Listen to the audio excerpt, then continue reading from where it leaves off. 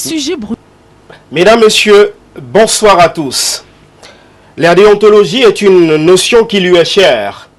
Pour lui, il s'agit de la voie royale, du respect, de la considération de l'avocat dans ses rapports avec les autres acteurs de la justice. Des rapports loin d'être harmonieux avec certains auxiliaires de justice, d'où le plaidoyer pour une meilleure protection de l'avocat dans l'exercice de sa fonction. Une fonction certes libérale, mais qui impose une formation adéquate. Une autre problématique qui sera certainement au centre de son bail de 2 ans à la tête du Conseil de l'Ordre des avocats du Cameroun. Le droit d'usufruit lui conférant désormais les pleins pouvoirs pour constituer un barreau fort et rassemblé. Pour y parvenir, notre invité ce soir bénéficie de préjugés favorables, considéré comme un rassembleur par ses pairs, élu au terme de l'Assemblée générale élective du Conseil de l'Ordre des avocats du Cameroun, tenu les 24 et 25 novembre dernier, bâtonnier du Conseil de l'Ordre des avocats du Cameroun, avocat chevronné et à la notoriété bien établie, Maître Charles Tchakounté Patié est notre invité ce soir dans le cadre de cette livraison d'un fauteuil pour vous sur les antennes de la télévision du Monde. Maître, bonsoir et merci d'avoir accepté notre invitation ce soir. Bonsoir, M. Sandio. Bonsoir, chers téléspectateurs. Je rappelle que c'est sans doute votre toute première sortie depuis votre brillante élection comme bâtonnier de l'Ordre des avocats du Cameroun, assemblée qui s'est d'ailleurs tenue ici à Douala. Je me trompe? Avant vous, et notre confrère a eu la subtilité de vous dévancer il y a quelques jours seulement. Alors, Maître, je voudrais qu'on parle de prime abord justement de votre élection comme bâtonnier de l'Ordre des avocats du Cameroun. Les assises se sont tenues les 24 et 25 novembre dernier. C'était ici à Douala. Il y avait plusieurs challengers. Première réaction, Maître, votre victoire, vous l'imaginiez au terme de cette Assemblée générale élective. Je rappelle qu'en 2015, vous étiez déjà candidat pour cette fonction de bâtonnier de l'Ordre des avocats du Cameroun. Est-ce une surprise pour vous d'avoir été finalement plébiscité par vos pairs? Écoutez, on ne peut pas aller à une compétition en ayant le sentiment ou le souhait de ne pas réussir. Si je me suis porté candidat au bâtonnat en 2018, c'est précisément parce que je pensais, je croyais en mes chances, comme j'y ai cru d'ailleurs en 2014.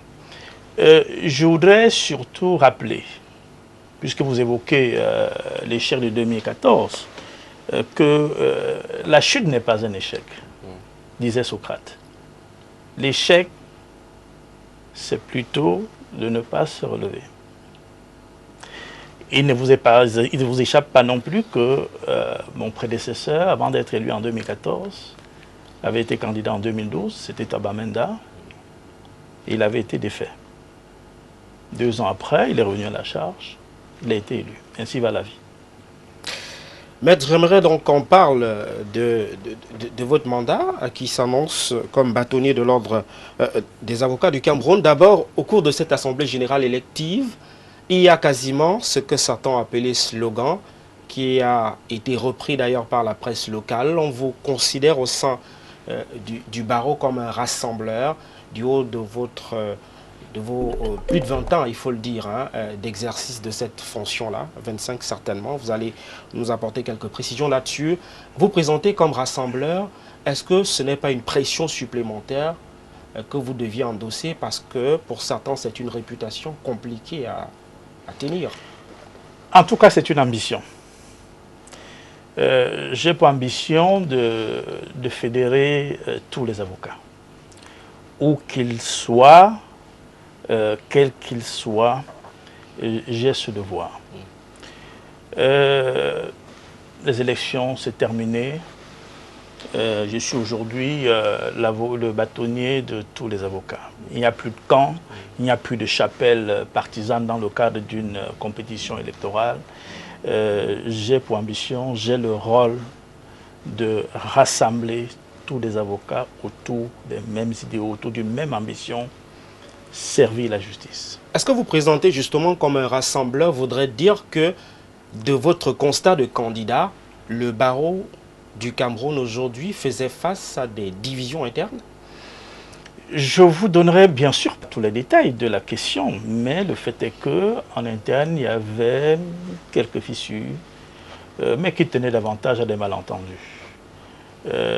Les opinions ont été diverses sur ce qui s'est passé dans les régions nord-ouest et sud-ouest du Cameroun. Certains de nos confrères exerçant dans ces régions ont eu, à tort ou à raison, le sentiment que tout le barreau n'a pas été solidaire de leur combat professionnel. Les revendications qui ont été formulées en 2016, me semble-t-il. Parlons justement de vos priorités pour ces 2 ans, 2 ans comme bâtonnier de l'Ordre des avocats du Cameroun. Quelles sont les priorités de Maître Diakhounté? Alors, les chantiers sont nombreux. Les attentes sont fortes. Je mesure aujourd'hui le poids de responsabilité. D'ailleurs, si je ne les avais pas mesurés, je ne me serais pas porté candidat. Mais l'opération électorale m'a donné l'occasion d'être davantage conscient de la lourdeur des responsabilités. Les chantiers sont très nombreux, mais il y a un ordre de priorité. L'une des priorités, c'est la formation professionnelle. J'ai pour ambition d'assurer une formation professionnelle continue des avocats et de manière gratuite. Je me permets d'insister là-dessus. Parce que certains avocats ont été réticents à se soumettre aux formations en raison des contraintes professionnelles. Donc je souhaiterais que la formation soit désormais gratuite parce que c'est du devoir du Conseil de l'Ordre, c'est de la responsabilité du bâtonnier d'assurer ou de faire assurer la formation des avocats. Parce que l'une des conditions, l'une des exigences professionnelles, fût-elle non écrite, c'est la compétence. Tout avocat se doit d'être compétent pour donner la meilleure satisfaction professionnelle à son client et bien sûr, au-delà de tout, de mieux servir la justice. Le deuxième chantier, c'est l'assurance. Priorité sera donnée à l'assurance maladie et à l'assurance décès. On observe, hélas, des scènes quelque peu tristes lorsque certains d'entre nous viennent à passer de vie à trépas. On observe des quêtes qui sont organisées parfois de manière très déshonorante. L'idéal serait pour l'avenir que les avocats soient assurés. Je viens de vous parler de l'assurance maladie, de l'assurance décès. Assurance maladie parce que la vie professionnelle de l'avocat est extrêmement contraignante. Nous exerçons un métier extrêmement difficile, qui est extrêmement ruinante pour la santé si on y prend garde. C'est pour cela que j'envisage de souscrire au nom du barreau des contrats d'assurance, de payer par avance, et c'est ça la particularité. Le barreau paierait par avance les primes pour le compte des avocats qui voudraient bien se faire assurer, l'idéal étant que tout le monde le soit, à charge pour les avocats de rembourser ces primes. Mais le meilleur scénario que j'ai imaginé, c'est que les primes soient payées par avance, par le barreau. On va parler largement... Autre, si vous permettez, allez-y, maître. Autre chantier, c'est la construction du siège de l'ordre. Le siège de l'ordre, c'est le reflet de la corporation. Ailleurs, dans des pays voisins, des pays que j'ai eu l'occasion de visiter, j'ai découvert avec beaucoup de satisfaction, mais aussi avec beaucoup de ressentiment, que ces barreaux, qui sur le plan numérique et même sur le plan de la notoriété, ne valent pas le barreau du Cameroun, avec des sièges lumineux. Or, notre barreau existe depuis 1946, nous n'avons pas de siège. J'ai pour ambition, à tout le moins, d'amorcer la construction du siège j'aurais même dû dire, de l'hôtel du barreau. C'est une ambition que certains peuvent trouver illusoire, mais je peux vous rassurer que j'y pense depuis de nombreuses années et que je suis convaincu que je pourrais à tout le moins amorcer les travaux. Alors, l'autre chantier, c'est ce que nous appelons la publicité fonctionnelle. Voyez-vous, des préjugés pèsent sur les avocats, des préjugés négatifs pèsent sur les avocats, parce qu'ils ne sont pas très bien connus. Les avocats sont parfois mal aimés, parce que mal connus. Donc j'ai pour ambition d'assurer cette publicité fonctionnelle qui permet de savoir, de connaître... Est-ce que ce n'est pas une violation des dispositions existantes? Ah ben non, bien sûr que non. Le règlement intérieur prévoit, il ne s'agit pas de la publicité individuelle, publicité fonctionnelle, c'est-à-dire promouvoir l'institution ordinale et ce faisant, faire connaître l'avocat en ce qu'il est et en ce qu'il n'est pas. Maître, on va parler largement des grands axes de votre programme de société qui vous a valu d'être porté à la tête du bâtonnat de l'Ordre des avocats du Cameroun, mais j'aimerais qu'on évacue quelques questions d'ordre générique. J'aimerais d'abord qu'on s'arrête sur le barreau. C'est un barreau camerounais qui a la particularité d'avoir des avocats d'expression francophone et anglophone. On parle notamment de la coexistence de deux codes, notamment le common law et le code civil. Que comptez-vous faire pour renforcer cette cohabitation, cette biculturalité qui est l'une des particularités du barreau du Cameroun et qui pour certains a quelquefois valu l'idée avancée d'une implosion du barreau?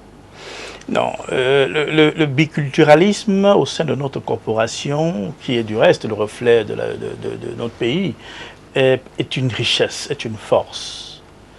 Parce que coexistent dans un même ordre juridique des règles différentes, mais qui s'appliquent à des situations identiques. Nous avons d'un côté le système de la common law et de l'autre le système de la civil law. C'est une richesse. En ce qui me concerne, vous verrez que, si vous êtes, je suppose que vous êtes bien renseigné, que mon programme, mon slogan de campagne, c'était la protection de l'avocat et l'équilibre des cultures. Ça fait d'ailleurs partie des grands axes qui feront l'objet d'échanges ce soir. Voilà. Il s'agit pour moi de mettre en relief ces deux systèmes juridiques parce que jusque-là, il y avait une tentation pour les avocats de la civil law de donner le sentiment que le système de la civil law était supérieur au système de la common law. Non. Non. Les deux systèmes se valent. Et le droit, la règle de droit, est tributaire du système juridique dans lequel il s'inscrit. Et cela est important. Et l'un des véhicules du système juridique, c'est quoi? C'est la langue. La langue est le vecteur du système, chaque système juridique. L'anglais pour la common law, le français pour la civil law, en tout cas dans notre système. Et ça, je veillerai à ce que les deux systèmes soient rigoureusement respectés. Je vous donne un seul exemple. Au sein du Conseil de l'ordre, tous les actes qui vont être pris par cet organe ou par le bâtonnier devront l'être simultanément en français et en anglais. Ce n'était pas le cas jusqu'ici? Écoutez, je ne veux pas faire de commentaires sur ce qui s'est passé auparavant, je vous dis ce que j'entends faire. Rigoureusement en français et en anglais. Maître, vous avez été membre du Conseil de l'Ordre des avocats du Cameroun, d'où cette question. Est-ce que ce n'était pas le cas jusqu'ici? Je pense avoir répondu à cette question. Vous savez, quand on est élu bâtonnier, son rôle n'est pas de porter un jugement sur la gestion antérieure. Mon prédécesseur a fait bouger les lignes, il a écrit une page de l'histoire de la corporation. J'ai pour ambition d'en inscrire quelques-unes aussi. Je voudrais qu'on parle justement des avocats d'expression anglaise. Vous aviez indiqué qu'ils se sont quelque peu étonnés de savoir qu'il n'y avait pas une sorte de solidarité au sein du barreau lors du début des revendications d'ordre corporatiste qui ont émaillé les régions du nord-ouest et du sud-ouest Cameroun pour que de telles approches, entre guillemets, de telles constatations ne se fassent pas à l'avenir? Que comptez-vous concrètement faire pour qu'on ait le sentiment que le barreau du Cameroun est un et indivisible? Je voudrais vous indiquer que le bâtonnier n'est pas l'avocat le plus brillant. L'avocat, le bâtonnier est simplement ce qu'on, pour utiliser la formule latine, le primus inter pares, c'est-à-dire le premier d'entre ses pairs. Le bâtonnier a une exigence de proximité, d'écoute.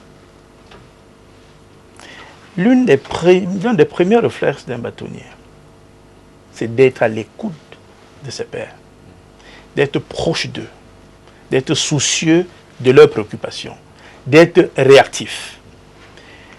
Ma conception de la fonction de bâtonnier est quasi épiscopale, au sens étymologique du terme, c'est-à-dire surveiller.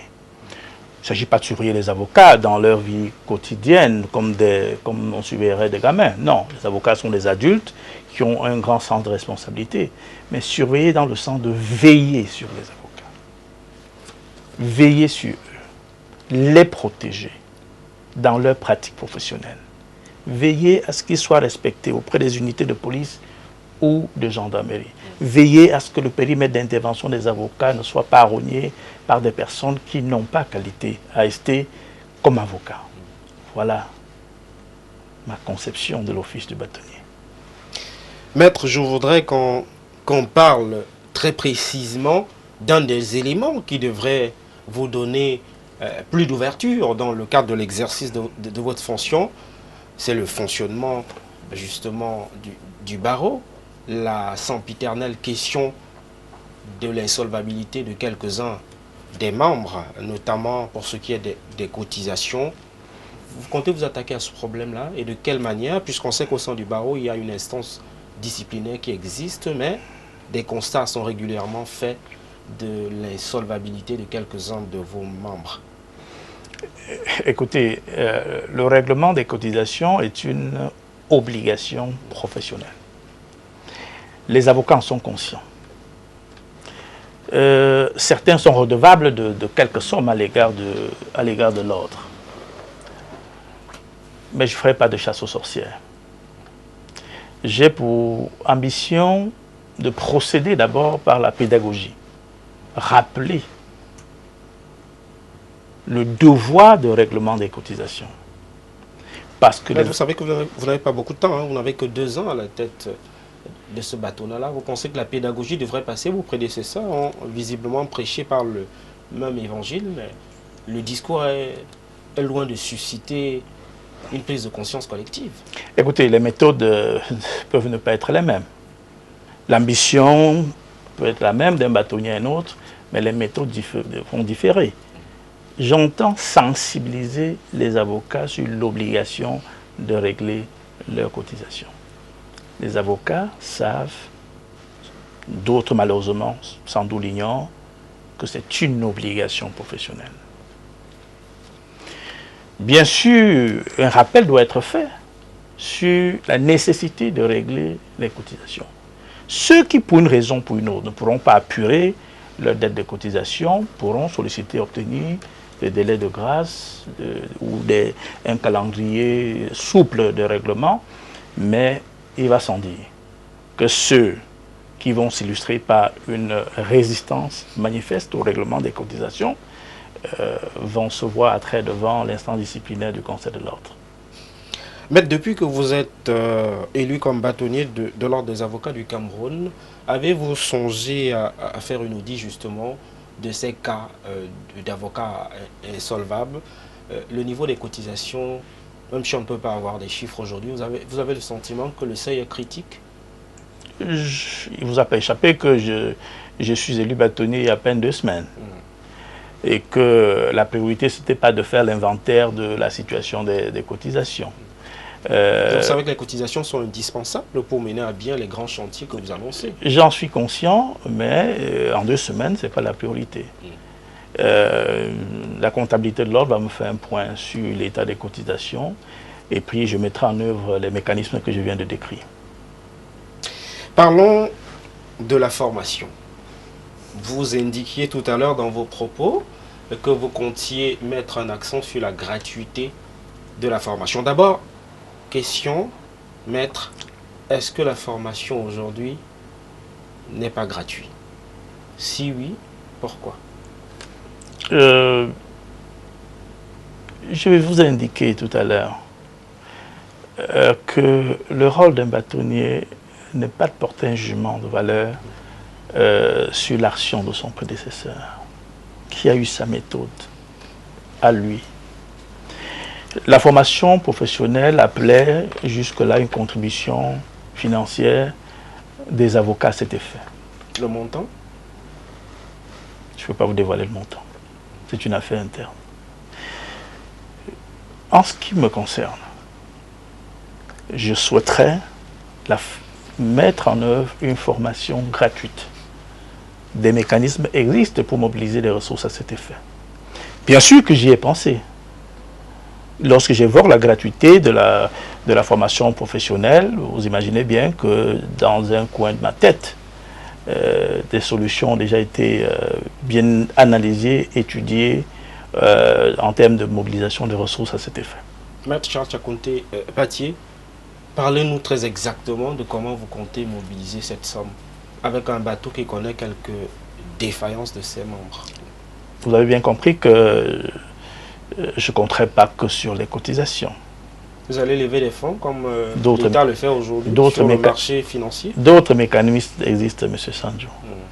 Vous en entendrez parler le moment venu. La formation d'un avocat dure à peu près 2 ans, si j'ai une très bonne mémoire, et cela est généralement sanctionné par un concours de fin de stage. Donc vous allez rendre gratuit pendant 2 années la formation des avocats, en utilisant des mécanismes de levée de fonds extérieurs. C'est cela? Ce n'est pas ce que je vous ai dit, je n'ai pas dévoilé les mécanismes que j'entends mettre en œuvre. Je ne vous ai pas dit que les fonds... Le bâtonnier compte financer... Les fonds viendraient de l'extérieur. Compte financer cela à ses frais? Bien sûr que non, pas à mes frais. Mais soyez rassurés, des institutions existent que l'on peut mobiliser pour obtenir les fonds nécessaires à la formation. Et je contacterai ces institutions. Parlons de la formation des avocats au Cameroun aujourd'hui. On a eu ce cas qui a été évoqué au cours de cette année, notamment le cas de quelques-uns, une trentaine très exactement d'avocats stagiaires qui avaient rapidement constitué un collectif et qui souhaitaient que soit revu à la hausse le nombre de candidats admis à passer un examen d'avocats. Est-ce que c'est une actualité qui vous parle aujourd'hui? Est-ce que vous songez augmenter le nombre d'avocats admis à ce concours-là, compte tenu du nombre de recalés qui ont été constatés au cours de cette année 2018? Monsieur Sandy, on va pas refaire le match. Cet examen a eu lieu, des résultats ont été publiés, certains ont été mais les doléances ont été soumis. Certains ont été reçus, d'autres pas. Il a donné lieu à quelques remous de la part d'un petit groupe d'avocats qui se sentaient frustrés parce que, n'ayant pas été reçus à l'examen, la question a été traitée en son temps par le Conseil de l'ordre, qui était dirigé par mon prédécesseur. Donc, je m'interdis aujourd'hui de faire quelques commentaires que ce soit sur cette question. S'agissant de la formation de ces avocats-là, la question des faux diplômes avait été évoquée en son temps justement pour évacuer justement la candidature de ces derniers-là. Est-ce que le niveau de formation des avocats aujourd'hui est critique? Est-ce que les avocats sont bien formés? Certains se retrouvent très souvent avec une licence, je crois une licence en droit, et sont admis dans la corporation pour un stage. Ce niveau vous satisfait? La qualité de la formation, est-ce que vous la questionnez au sein du barreau aujourd'hui? La question envoie en réalité un dispositif législatif. En l'état, la loi dispose que pour être candidat, pour être avocat stagiaire, il suffit, je dirais pas il suffit, l'une des conditions, c'est d'avoir une licence en droit. L'idéal serait de revoir à la hausse le niveau, bien sûr. Mais je peux vous rassurer qu'il y a des avocats licenciés en droit extrêmement talentueux et brillants. En revanche, il y en a qui se prévalent de diplômes supérieurs, d'ES, doctorat, mais dont les prestations sur le terrain ne sont pas de qualité exceptionnelle. D'où ma question, maître. La question des faux diplômes, notamment émaillé le dernier concours en date, la question de la formation, je vous la pose justement, celle de savoir est-ce que le mécanisme actuel est satisfaisant? Celui d'avoir des diplômés de l'enseignement supérieur qui peuvent postuler pour être avocat. Vous posez plusieurs problèmes à la fois. Le problème du faux diplôme est différent du problème de la formation. Faux diplôme s'entend la sincérité du document produit. Le Conseil de l'ordre, sous le bâtonnat de mon prédécesseur, s'est saisi de la question. Celle-ci a été débattue en Conseil et a donné lieu à des décisions dont je ne peux pas vous dévoiler la teneur. Mais rassurez-vous, la question de faux diplôme s'est posée en effet et a été traitée au sein du Conseil de l'ordre. L'autre volet de votre question, en réalité, a déjà évoqué tout à l'heure. C'est la formation professionnelle. Je suis sensible à la qualité de la formation, au-delà des questions de diplôme. Vous savez, les francophones sont très attachés à ces sujets de diplôme. Dans la culture anglo-saxonne, ce qui compte, c'est l'aptitude à être performant. Et cette performance résulte de la formation professionnelle. On ne s'embarrasse pas beaucoup de ces questions de diplôme. Je vous ai dit que le diplôme n'est pas toujours le reflet de la valeur intrinsèque de l'avocat. Je viens de vous dire il y a quelques instants qu'il y a des avocats qui se prévalent de diplômes académiques assez élevés, mais dont les compétences sur le terrain ne valent pas celles de certains avocats qui n'ont que la licence en droit. Comment comptez-vous vous attaquer à ce problème? Lequel? Celui de la formation. J'ai répondu à votre question. Je vous ai dit que la formation va être continue, elle va être organisée, elle va être gratuite. J'envisage d'ailleurs, comme mesure incitative, pour impliquer tous les avocats dans la formation professionnelle ou pour les y soumettre, j'envisage, outre la question de la gratuité, j'envisage de faire rembourser à tout avocat qui subit une formation à l'étranger, dans un domaine pointu du droit, de lui faire rembourser le quart de toutes les dépenses inhérentes à cette formation. Je précise, dans un domaine pointu du droit. Maître Charles Tchakounté Patié, on reste dans le cadre de cette formation et on va aborder la question de la protection tout à l'heure. 2 ans de formation, vous parlez d'une formation en continu et c'est peut-être dans le détail ce qui nous intéresse. Ce que vous mettez dans cette formation en continu, c'est quoi? À l'issue du stage, il y a un examen. Une fois l'examen passé, lorsque vous êtes admis, vous êtes avocat, vous comptiez poursuivre cette formation-là. De quelle façon très exactement pour qu'on vous comprenne et on vous saisisse? Comprenons-nous bien. La formation continue concerne davantage les avocats accomplis. Vous êtes avocat, vous avez l'obligation de vous remettre en cause. Tout le temps. Un peu comme des sessions de recyclage. La formation relative aux stagiaires s'appelle la formation initiale. Voilà le terme approprié dans notre vocabulaire. C'est la formation initiale. La formation continue concerne les avocats accomplis. Ceux qui exercent déjà. Ceux qui exercent déjà. Ils auront le devoir de se soumettre à la formation de manière permanente. Comment comptez-vous financer cela, maître? Je vous ai déjà répondu à cette question. Sauf que vous aviez indiqué, vous parlez des mécanismes, mais que je ne peux pas dévoiler. Nébuleux pour nous. Hein. Ben, vous saurez le moment venu, je ne peux pas en l'état dévoiler les mécanismes que j'entends mettre en œuvre pour mobiliser les ressources. Mais rassurez-vous, elles seront mobilisées. Parlons de la protection des avocats à présent. L'un des sujets qui nous est parvenu, selon quelques indiscrétions, c'était le fait que quelques avocats indiquaient avoir quelques difficultés dans l'exercice de leur profession, dû notamment, entre guillemets, à quelques agressions attribuées, dit-on, à quelques auxiliaires de justice. Vous comptez également très clairement vous attaquer à ce problème et de quelle façon? Le sujet est invoqué, le sujet a été exposé dans la profession de foi que j'ai élaborée pendant ma campagne. Je veux dire, dans le projet de barreau que j'ai proposé aux avocats et qui, me semble-t-il, m'a valu d'être élu.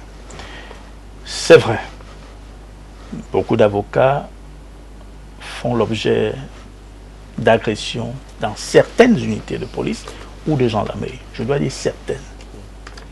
Il ne s'agit pas d'une situation systématique. Mais des cas de cette nature ont été révélés, la preuve, vous en êtes informés. J'entends créer une commission de protection de l'avocat qui va veiller au quotidien sur les avocats dans l'exercice professionnel, qui va identifier et remonter au Conseil de l'ordre ou au bâtonnier les difficultés qui se posent, notamment lorsqu'un avocat est injustement agressé auprès d'une unité de gendarmerie ou une unité ou auprès d'un commissariat. Mais au-delà de cette démarche, je dois vous dire, M. Sanjo, je suis très sensible à la pédagogie. Peut-être parce que mon père était enseignant. Une mission pédagogique s'impose de part et d'autre à l'égard des avocats, parce que chacun doit pouvoir jouer son rôle, mais aussi à l'égard des autorités de police et de gendarmerie que j'envisage le moment venu de rencontrer, dans un avenir proche, de rencontrer pour leur expliquer la situation qui prévaut, parce que la vérité c'est quoi? C'est que la plupart des hauts responsables de la police ou de la gendarmerie ne sont pas informés de ces incidents-là. Donc il est question de les porter à leur connaissance pour qu'elles puissent instruire leurs collaborateurs. Donc il y a une mesure, il y a une dimension pédagogique, une dimension communicationnelle, une dimension relationnelle qui s'impose dans le traitement de ce genre de situation. Restons dans la protection des avocats. Des sources qui nous sont proches indiquaient quelques plaintes des avocats au sujet de leur profession qui aujourd'hui fait face entre guillemets à une concurrence dite déloyale, notamment ces fameux cabinets juridiques qui se trouvent dans quelques entreprises. Est-ce que c'est un sujet, qui vous parle? Est-ce qu'on peut parler de concurrence déloyale? On ne peut pas parler de concurrence déloyale s'agissant des services juridiques des entreprises. Parce que ces services participent de la vie normale d'une entreprise. Et ces responsables des services juridiques ne vont pas plaider au tribunal. Est-ce que cela ne crée pas un manque à gagner, justement, pour l'avocat qui a un cabinet? Le mal, il est ailleurs. Il n'est pas dans le service juridique des entreprises. Le mal, il est auprès des agents d'affaires. Je suppose que vous en avez entendu parler. Oui. Des gens qui se prétendent avocats ou qui veulent accomplir le ministère d'avocat, se prévalant d'un statut qui est contestable. En tout cas, des mesures seront prises pour livrer aux agents d'affaires un combat sans merci. Parce qu'ils interviennent... Vous voulez réguler ce secteur? Ce n'est pas mon rôle de réguler. Mais vous parlez d'un combat sans merci. Je dis bien, sous-entendre. Mais parce qu'ils sont sur le territoire, ils sont à tort sur le territoire des avocats. Ils opèrent à tort sur le territoire des avocats. Le ministère de l'avocat, il est bien encadré. En dehors des agents d'affaires, il y a quelques autres personnes, parfois des acteurs de la justice, qui prennent des libertés de poser des actes d'avocat. Parfois ostensiblement, parfois dans l'ombre. Ces personnes, nous les connaissons et nous allons dénoncer ces pratiques et nous prendrons des mesures pour régler cette situation. Parlons à présent d'un tout autre sujet. Il s'agit notamment du sujet qui est lié à la rémunération d'un avocat qui est payé, certains disent à la tête du client. Mais vous qui êtes avocat depuis plus d'une vingtaine d'années aujourd'hui, est-ce aisé au Cameroun d'être avocat? Écoutez, ce n'était pas aisé d'être avocat, M. Sanjo. Est-ce que vous pensez que les gens se bousculeraient autant au portillon du barreau? C'est vrai que les gens se bousculent dans quasiment tous les métiers aujourd'hui. Hein. Mais pas autant. Pas autant qu'au barreau. Je peux vous dire, si des gens se sont plaints de n'avoir pas été reçus à l'examen, c'est qu'ils auraient souhaité être avocats. Les anciens magistrats, ils sont nombreux qui à peine prennent leur retraite, introduisent des demandes d'entrée au barreau. Vous imaginez le nombre de candidats qui ont été enregistrés au dernier examen d'entrée en stage? C'était plus de 4000. Le barreau fait rêver. Le barreau fascine, mais il devrait fasciner davantage. Je peux vous dire qu'aujourd'hui, le barreau est mal connu. Et je souhaite qu'il le soit véritablement, dans ce qu'il est, mais surtout dans ce qu'il n'est pas.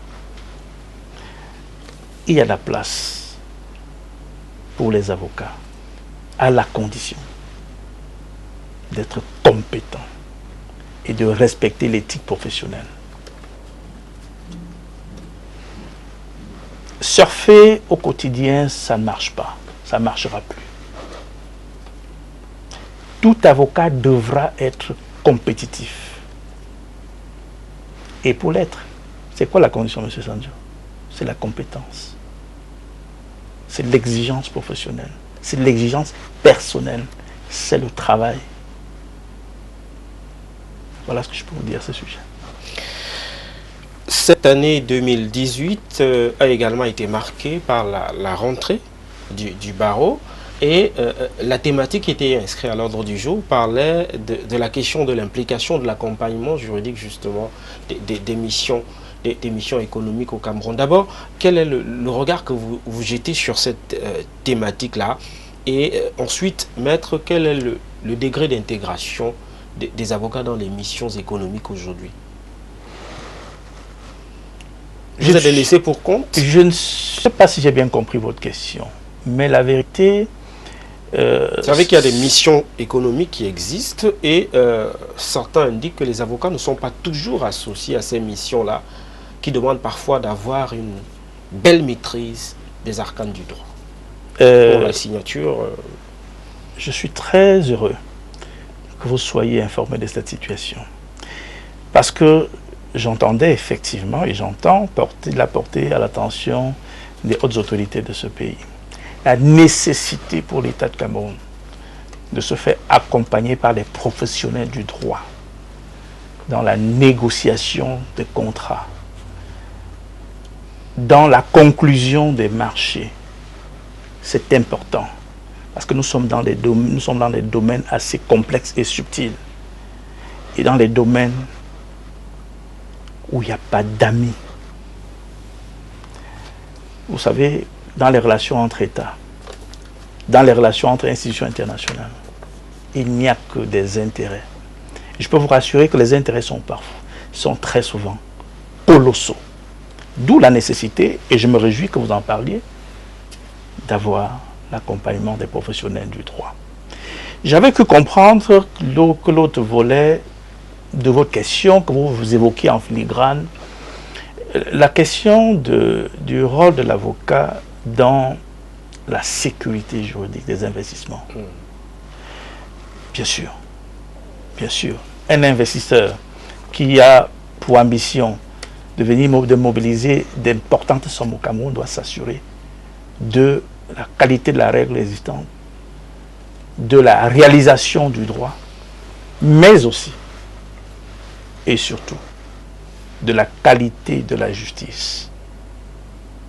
Lorsque ses intérêts sont en cause, un investisseur souhaiterait être rassuré que s'il a une créance à l'égard d'une entité au Cameroun, que la justice va lui donner raison. Je ne vous apprends rien. Les avocats sont des acteurs majeurs, sont des maillons essentiels de cette justice. C'est pourquoi ils doivent être formés, bien formés, de manière continue, pour être compétitifs, pour être efficaces, pour donner satisfaction in fine aux justiciables.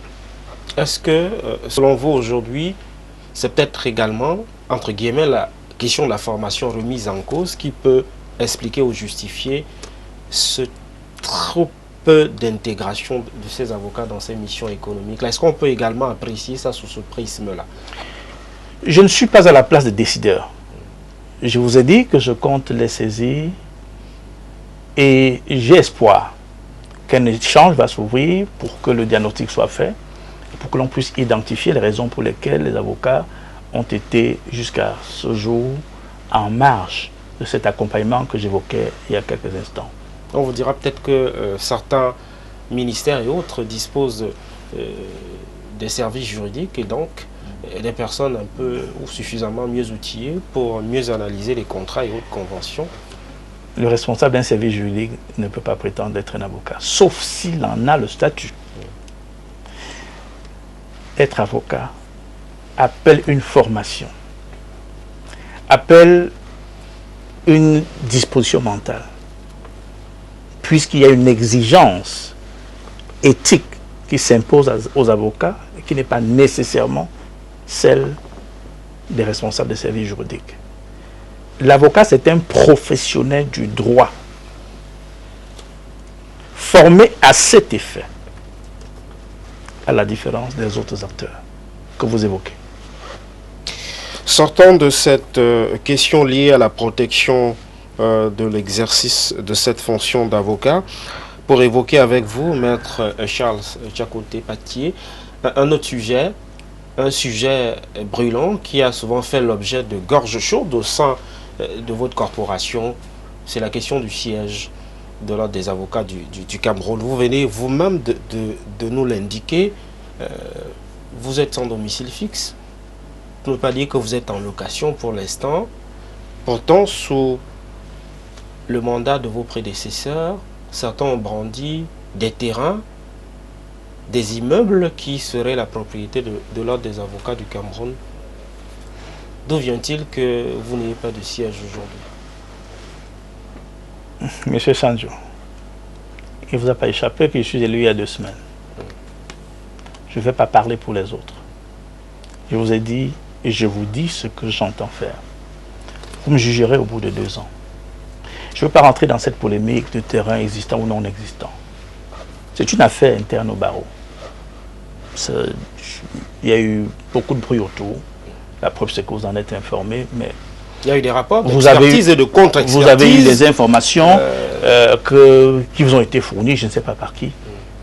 Mais la réalité est tout autre. Mais cette réalité, je ne veux pas... C'est que le barreau n'a pas de siège. Non, qu'est-ce que vous appelez siège? Le barreau, aujourd'hui, n'a pas un bâtiment lui appartenant. Mais dire que le barreau n'a pas de siège, bien sûr qu'on a un siège. Et vous êtes en location? Nous sommes en location, mais ça n'a rien de péjoratif. Nous ne sommes pas les seuls. Nous ne sommes pas la seule institution en location. Mais il faut, il faut un début à tout, M. Sanjo. Vous savez que cette question a très souvent été l'une des promesses faites lors des assemblées générales électives du barreau et on se retrouve finalement à la case départ. Qui a fait cette promesse? Vos prédécesseurs. Ah ben, puisque je vous ai annoncé que certains d'entre eux ont annoncé d'ailleurs la construction d'un bâtiment qui vous appartenait. Je suis le bâtonnier Tchakounte-Patié, nouvellement élu. Monsieur Sanjo, je vous donne rendez-vous dans 2 ans. Vous n'aurez peut-être pas un bâtiment tout accompli, mais vous verrez les constructions à tout le moins amorcées et avancées. Maître, vous annoncez durant 2 ans la gratuité de la formation. Une formation en continu. Vous annonciez également la construction d'un bâtiment propre au barreau du Cameroun. Est-ce qu'on n'est pas dans l'enfumage? En 2 ans, est-ce possible? Monsieur Sanjo, je ne sais pas si vous avez compris mon propos terminal il y a quelques minutes seulement, quelques instants seulement. Je vous ai dit que en 2 ans, il ne sera pas possible d'avoir un bâtiment accompli, réalisé. Mais les lignes vont bouger. Il y aura à tout le moins des constructions amorcées. Vous comprenez? Je vous en donne la garantie, M. Sandjo. Mais vous comprenez peut-être l'insistance de ma question. Vous ne donnez aucune véritable trajectoire sur les sources de revenus. Le barreau est, entre guillemets, quelque peu paralysé par le non-paiement des cotisations. Et on sait quel est l'impact des cotisations sur les missions qui sont les vôtres. Permettez que je réitère la question de savoir comment comptez-vous faire pour former gratuitement, payer les cours qui sont dispensés aux avocats, notamment accomplis, construire, du moins commencer, ne serait-ce que la construction d'un bâtiment, ce qui implique notamment l'acquisition d'un terrain et autres. Vraiment, vous allez prendre l'argent et en 2 ans, vous faites comment? Est-ce que ce n'est pas une promesse fallacieuse? Elle ne peut être considérée fallacieuse que si au bout de 2 ans, ce que j'ai indiqué n'est pas fait. Tout est dans l'imagination. Il n'existe pas pour moi de barrière de l'impossible. J'ai mûri ma réflexion. J'ai dans ma tête un certain nombre de mécanismes bien étudiés de mobilisation de ressources. Le moment venu, vous me jugerez, M. Sandjo. Je ne vais pas parler pour les autres. Je ne parlerai pas pour mes prédécesseurs. Je ne ferai pas de jugement de valeur sur leur mission. Chacun a fait sa part. Je ferai la mienne. Dites-nous un mot sur le fonctionnement du Conseil de l'ordre des avocats du Cameroun et ce système de rotation qui tient compte justement des 2 sensibilités linguistiques. Le bâtonnier est d'expression francophone et puis le président de l'Assemblée générale de l'ordre est généralement un anglophone. Est-ce que l'inverse est possible? De voir le président de l'Assemblée générale francophone et puis un anglophone à la tête du bâtonnier? Je dois d'abord vous dire que c'est une tradition. Et quand on parle de tradition, donc c'est une règle non écrite. Et les traditions font partie de ces règles qui s'appliquent aux avocats en vertu de l'article 29 de la loi organique. Vous avez en effet constaté que les avocats, les bâtonniers anglophones et les bâtonniers francophones se succèdent. Nous avons eu, pour n'évoquer qu'un passé récent, bâtonnier Akerebona, après lui le bâtonnier Bangay Wodo. Après le bâtonnier Bangay Wodo, le bâtonnier Charles Chungan. Après le bâtonnier Charles Chungan, bâtonnier Étabissant. Puis le bâtonnier Sama Francis. Puis le bâtonnier Garçon Francis Kamga. Et puis ma modeste personne. Vous observerez que 2 bâtonniers francophones succèdent à 2 bâtonniers anglophones et inversement. Et c'est également la même pratique pour les présidents de l'Assemblée générale. J'aimerais qu'on parle à présent, maître, avec vous, que l'on évoque, vous avez été reçu par le ministre de la Justice, garde des Sceaux, Laurent Esso. Votre prédécesseur avait été reçu par le ministre de la Justice? Et tout. Je pense qu'en tant que journaliste, vous êtes censé le savoir ou pas. Alors, si ce n'est pas un secret d'État, ou si la qualité de vos échanges n'est pas frappée du sceau de la confidence, il était question de quoi avec le ministre de la Justice? Moi, je l'ai indiqué en d'autres circonstances. C'était une visite de courtoisie. Nous sommes allés, j'ai conduit devant le garde des Sceaux le Conseil de l'ordre. C'est une question de civilité qui participe des traditions de notre barreau. Visite de courtoisie, de civilité, de convenance, de bienséance. Certains ont cru que c'était une visite pour planir les divergences d'opinion qui ont très souvent prévalu entre le barreau et le ministère de la Justice. Aplanir les divergences entre qui et qui?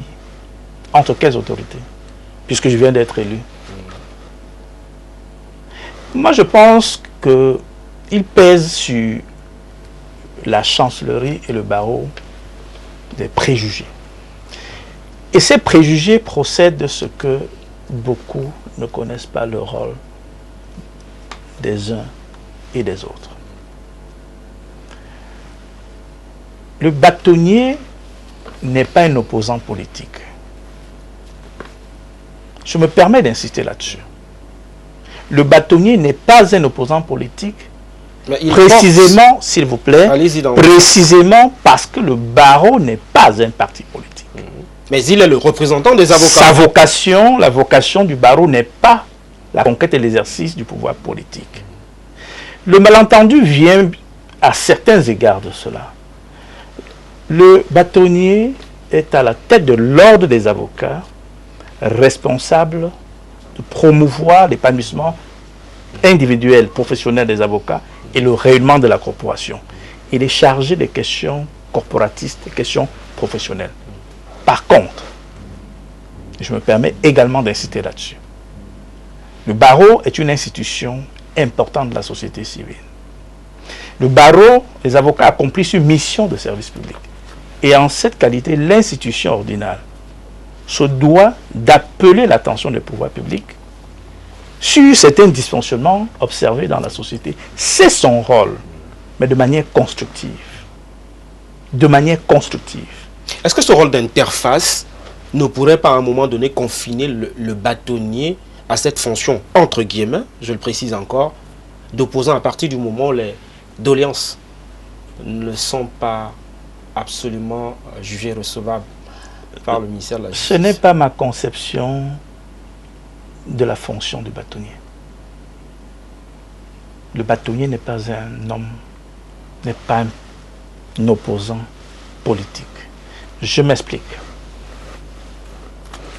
Le bâtonnier fait sa part. Le bâtonnier connaît le cadre d'intervention qu'appelle son statut.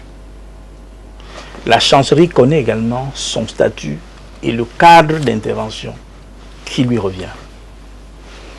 Pourquoi voulez-vous préjuger des conflits éventuels entre le bâtonnier et la chancellerie?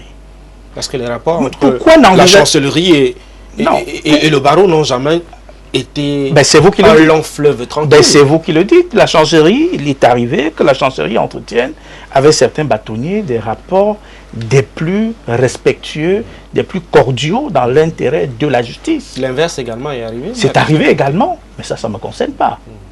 Je vous dis quelle est ma conception de la qualité du bâtonnier.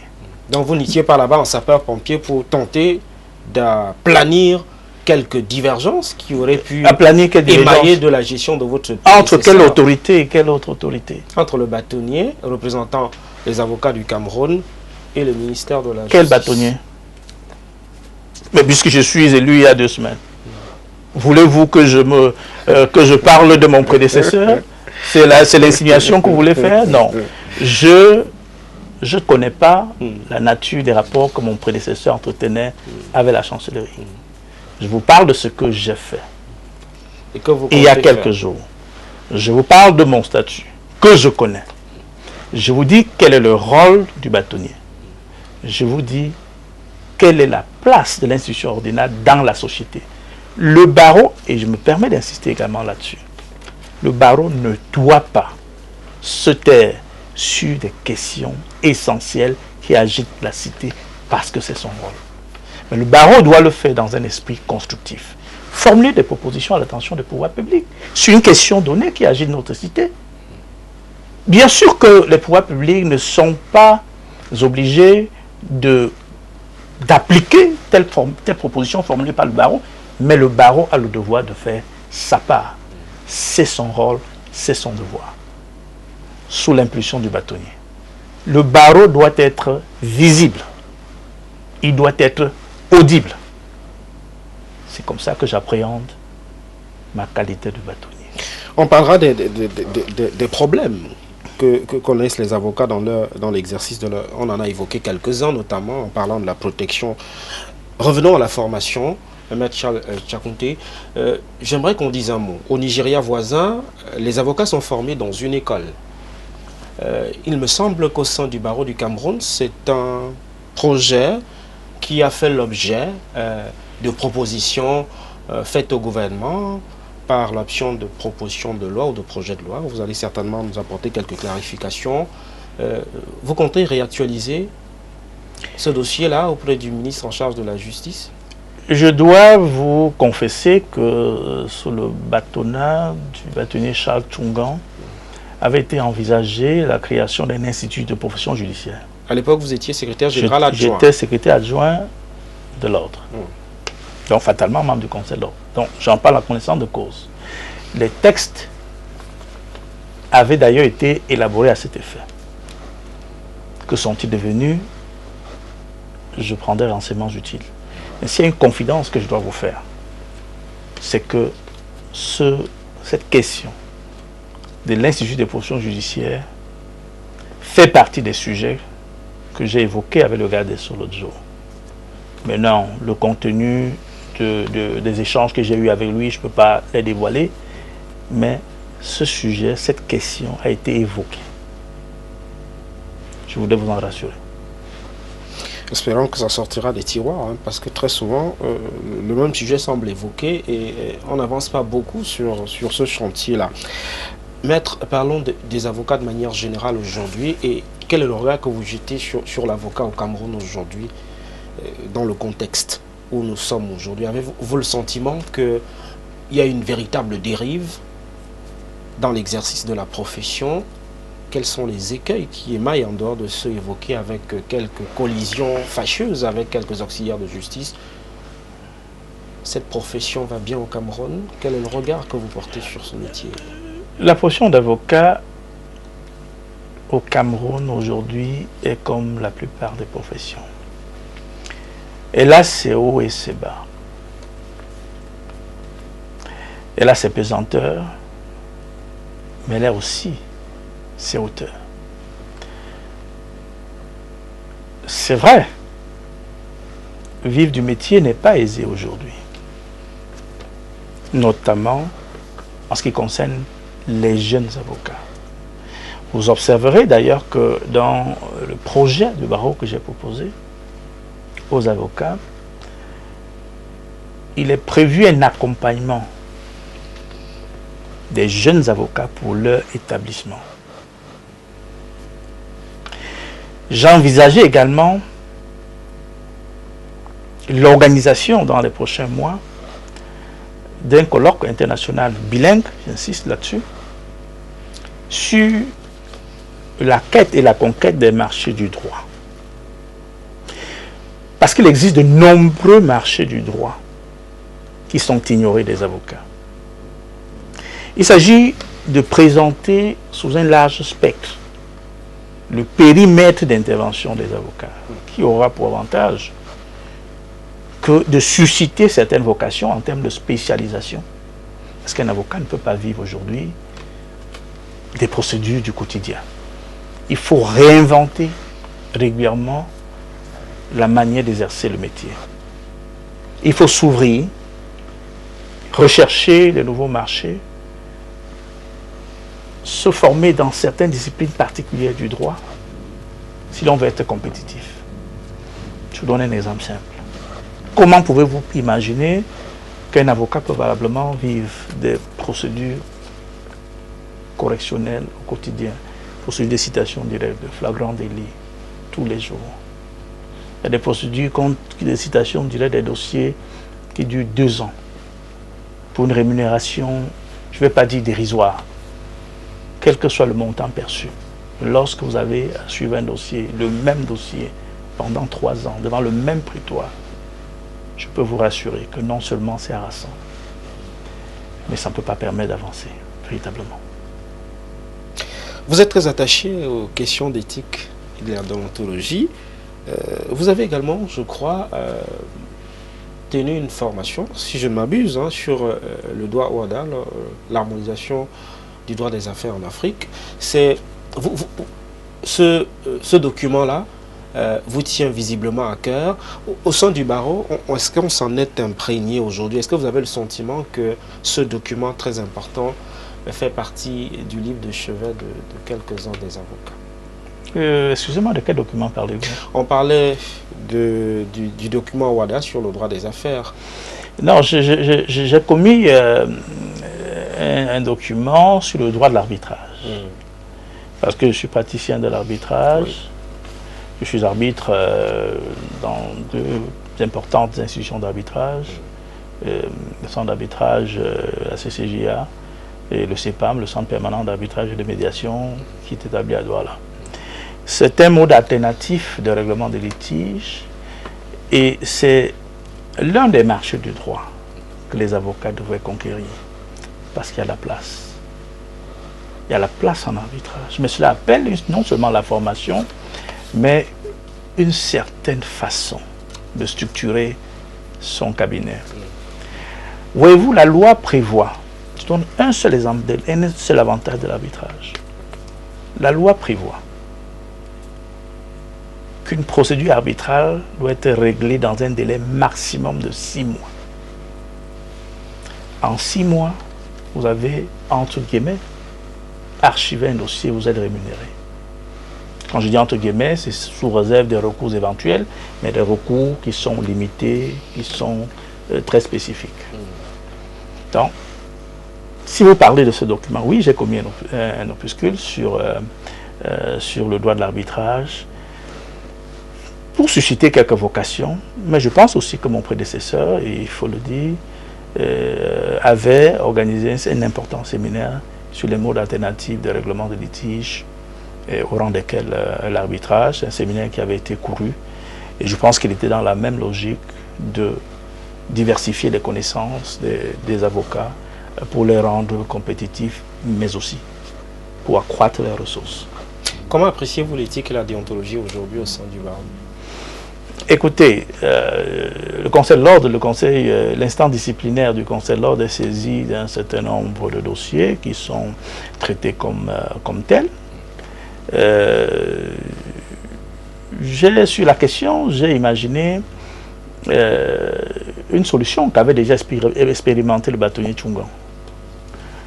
La création au niveau régional des commissions de conciliation et de médiation.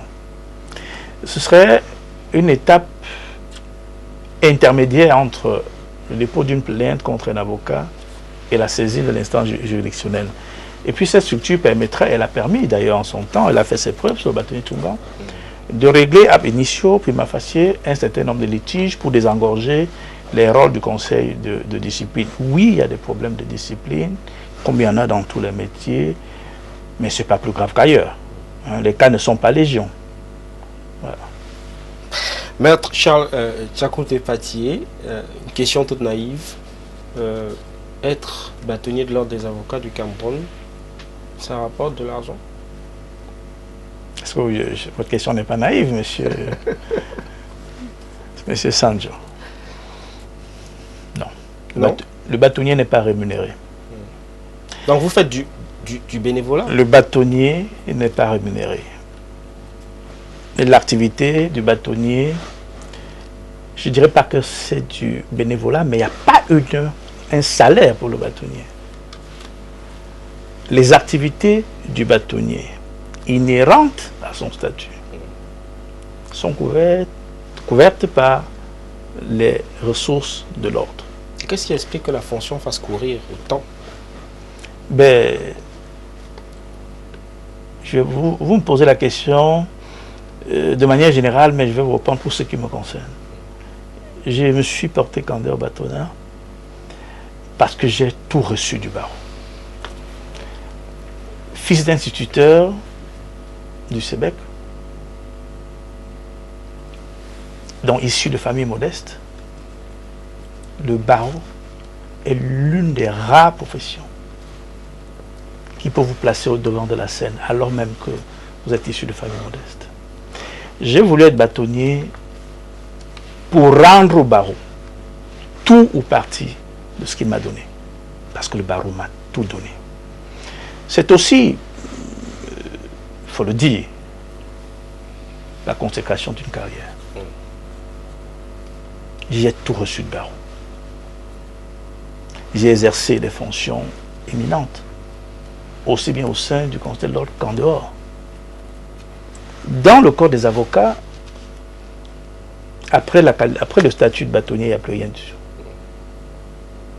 Donc pour vous, c'est aussi finalement la concrétisation d'une carrière C'est la suffisamment consécration. étoffée.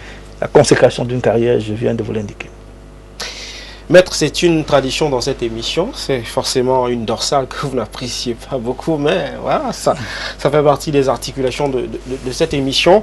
On va, avec la dextérité de la réalisation, vous proposer quelques images de personnalités et vous allez y associer quelques commentaires.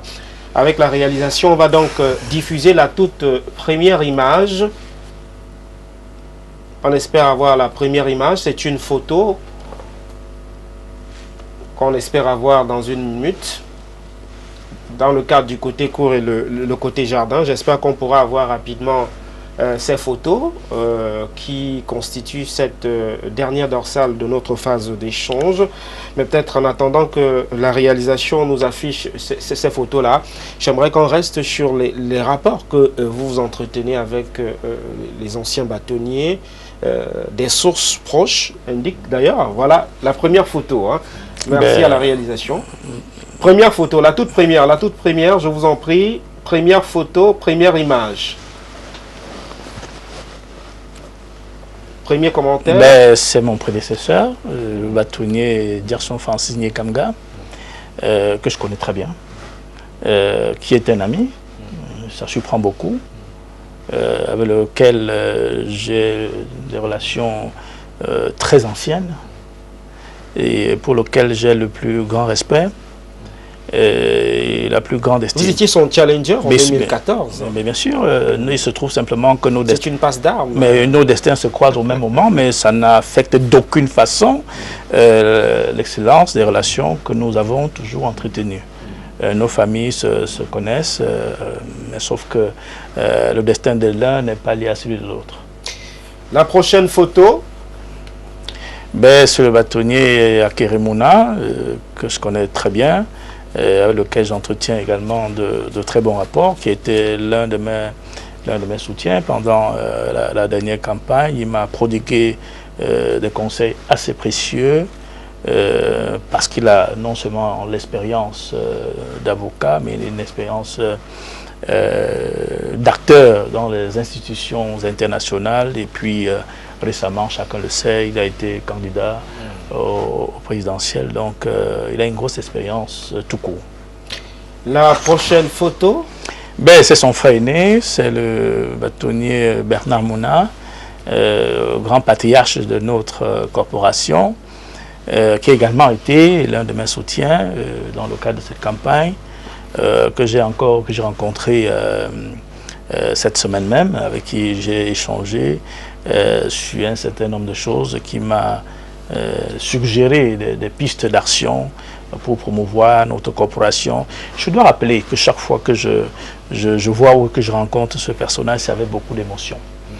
Parce que je me rappelle que quand j'entrais au barreau, avocat stagiaire en 89, c'était le bâtonnier en exercice et c'est lui qui m'a interrogé. La prochaine image? C'est le bâtonnier Sam Francis Asanga, qui est également une figure tutélaire de notre corporation. Et je dois dire que j'ai été membre du Conseil de l'Ordre sous son bâtonnat. Et je dois aussi, pour l'histoire, ça doit être dit et rappelé, que c'est sous son bâtonnat que le terrain qu'on évoquait tout à l'heure, sur lequel j'envisage de faire édifier le siège institutionnel de l'Ordre, c'est sous son bâtonnat que ce terrain a été acquis. Je m'arrête d'abord là sur ces images pour vous poser une question. Plusieurs bâtonniers viennent de défiler. C'était d'ailleurs fait à dessein. Des sources nous ont indiqué que vous êtes très proche de ces derniers-là. Maître Charles Tchakounté Patié, pour être bâtonnier de l'Ordre des avocats du Cameroun, est-ce qu'il faut être parrainé? Parce qu'on a là la crème, hein, y compris vous, justement. Moi, c'est une question à laquelle je suis très sensible. J'ai eu l'occasion de dire aux avocats, aux jeunes avocats surtout, que la profession d'avocat, c'est une profession de cooptation. Ce n'est écrit nulle part, mais c'est la réalité. Autrement dit, quelque intelligent que vous soyez, si des aînés ne vous tiennent pas la main pour vous montrer le chemin, il y a un niveau professionnel que vous ne pouvez pas atteindre. Vous êtes en train de dire aux jeunes là, qui auront peut-être la prétention dans 2 ans de vous challenger, que s'ils n'ont pas le parrainage, il faut qu'ils oublient ce que cette je option. dis, non, ce que je dis n'est pas valable seulement pour la candidature au bâtonnage. Je dis dans la vie professionnelle d'un avocat.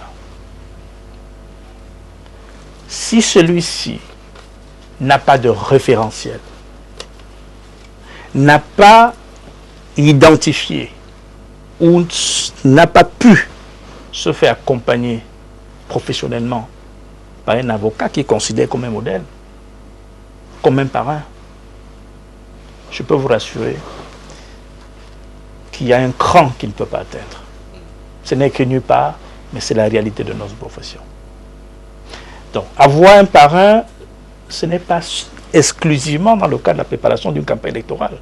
C'est dans la vie professionnelle tout court. Mais aussi avoir un parrain, c'est mériter d'en avoir. Parce que ça ne se décrète pas. Il faut susciter que des aînés puissent vous tenir la main. Par la qualité, par le profil que vous présentez, par la qualité de vos prestations professionnelles et par l'image que vous renvoyez à ces aînés. Et je pense avoir profité de tout cela. La dernière image, cette fois-ci, la toute dernière image, c'est celle de Laurent Issou. J'espère qu'on pourra avoir cette image. Je crois avoir vu passer la photo du bâtonnier Charles Tchungan. Tout à fait, Charles Tchungan. Il y avait une prochaine image du bâtonnier Charles Tchungan. J'espère qu'on va la voir. Oui, Charles Tchungan. Votre patron, entre guillemets, puisque... Bon. Votre patron, entre guillemets, à l'époque où vous étiez son secrétaire général adjoint. Alors, voilà un terme que je reprouve. Parce que les avocats n'ont pas de patron. Le bâtonnier n'est pas le patron des avocats. Il n'existe pas de rapport de subordination entre le bâtonnier et les avocats. Donc vous avez travaillé, il n'y a pas de rapport vous avez hiérarchique. Travaillé sous sa mandature. Voilà. J'ai été secrétaire adjoint de l'ordre sous la mandature du bâtonnier Charles Tchungan, qui est un avocat brillant, intelligent, un avocat qui a rayonné sur notre corporation, très médiatique, je crois parmi les plus médiatiques de la corporation et pour lequel j'ai le plus grand respect. La dernière image, cette fois-ci, ce sera l'image du ministre en charge de la justice du Cameroun, Laurent Issou. Ben, vous avez tout dit, c'est le ministre d'État, ministre de la Justice, garde des Sceaux, que j'ai rencontré il y a quelques jours pour évoquer les questions, je l'ai dit, touchant à l'avocature, à la justice. C'est un personnage passionné de la justice. C'est aussi un personnage, et j'en parlais avec lui, à l'égard duquel il y a, en tout cas au niveau du barreau, au niveau de la justice, beaucoup de préjugés. Mais il faut le côtoyer pour découvrir la réalité de cet homme. Que vous avez découvert en quelques minutes ou que je connais depuis de nombreuses années. J'ai eu l'occasion de le rencontrer il y a de nombreuses années. J'ai mon opinion sur lui. C'est un magistrat, ne l'oubliez pas. C'est un magistrat, d'ailleurs, qui a servi en Konsamba, qui est la ville où j'ai fait toutes mes études primaires et secondaires. Je l'ai connu. Magistrat, je n'avais pas de rapport avec lui à cette époque, mais il a servi en Konsamba et l'image qu'il renvoyait, c'était déjà un homme exigeant. Et je pense qu'il a gardé cette image. Il est rigoureux, exigeant. Mais être rigoureux, être exigeant ne signifie pas être méchant. Je veux dire, et je vous l'ai dit il y a quelques instants, je n'aime pas, je ne m'accommode pas des préjugements ou des préjugés sur des individus.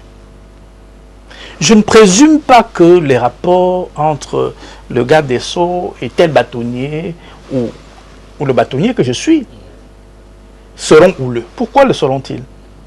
Pourquoi n'imaginez-vous pas que les rapports peuvent être cordiaux si chacun joue sa partition?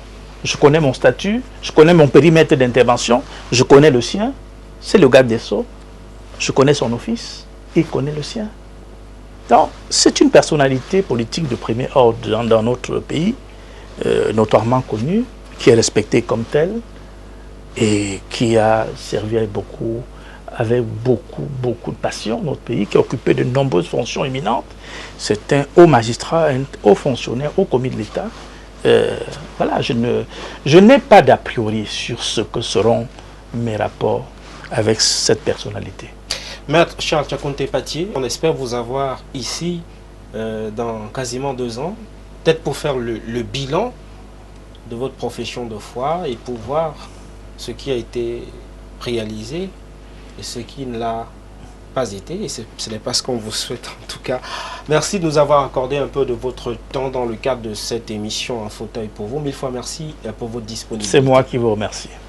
C'est tout pour cette livraison d'un fauteuil pour vous ce samedi sur les antennes de la télévision du Monde. On avait donc l'opportunité de recevoir le bâtonnier du Conseil de l'Ordre des avocats du Cameroun, Maître Charles Tchakounte Patié, nous a fait l'amitié d'accepter d'être des nôtres ce samedi.